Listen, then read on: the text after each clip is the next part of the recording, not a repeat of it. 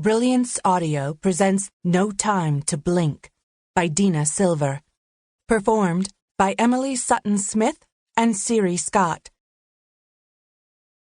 As I reach the attorney's office on the 30th floor, I'm disappointed by my reflection in the large glass panels that make up the entrance. My shoulders are slumped, and there are dark circles underneath my blue eyes. Nothing ages you like stress and sadness. I lift my chin and yank one of the door handles before seeing the word push etched above it. A profound thud echoes through the corridor. Once inside, I can sense the receptionist's disdain. I approach him with a rueful grin. "I'm Anne-Marie Nealon. I'm here to see—" "Please have a seat," he says.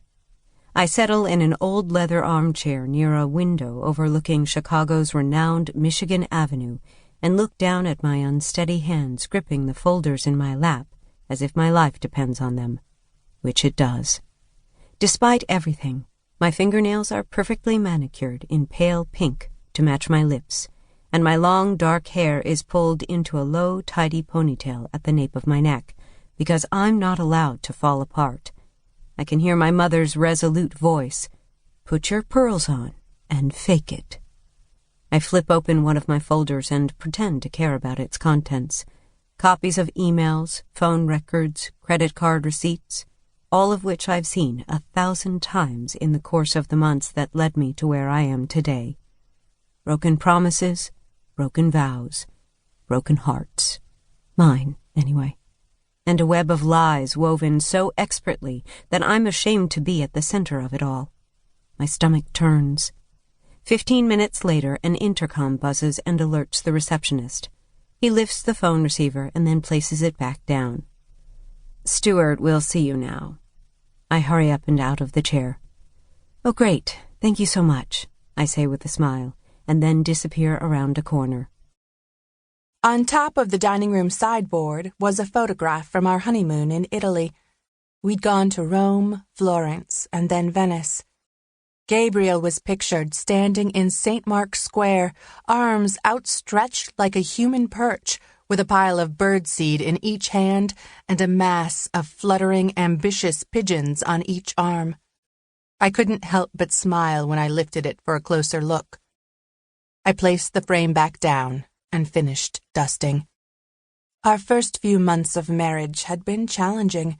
We'd eloped at City Hall after dating only a couple of months, disappointing both our families, and worse, enraging my mother. Not long after, we left my childhood home in Greenwich, Connecticut, for Gabriel's new job in Chicago. Mother begrudgingly drove us to the airport and would hug only me, not my husband, goodbye. He and I met in Greenwich during the summer of 1970, which I was quick to term the summer of disappointment, when my parents didn't show up for my graduation from Mount Holyoke. They were traveling with friends on the Orient Express at the time and sent my 2 eldest sisters to be with me instead. I cried for a good hour on the train ride home, but never confronted my mother. We just didn't talk about things like that in our family. A good portion of my childhood had been spent trying to get my mother's and father's attention. At first, I began by excelling in sports. By freshman year of high school, I ranked 5th in the state for girls' tennis. Yet my mother attended only one match the entire year. When that didn't work, I switched to rebelling. I gave up tennis for smoking weed and staying out past curfew, but all that did was validate her indifference toward me. Once my priorities were back on track, I would have bet my inheritance that graduating from college might have garnered some significant interest on her part, but I would have lost. She viewed emotional weakness as being unappreciative. If I'd told her how disappointed I was that she'd missed graduation, she would have chastised me for making her feel bad.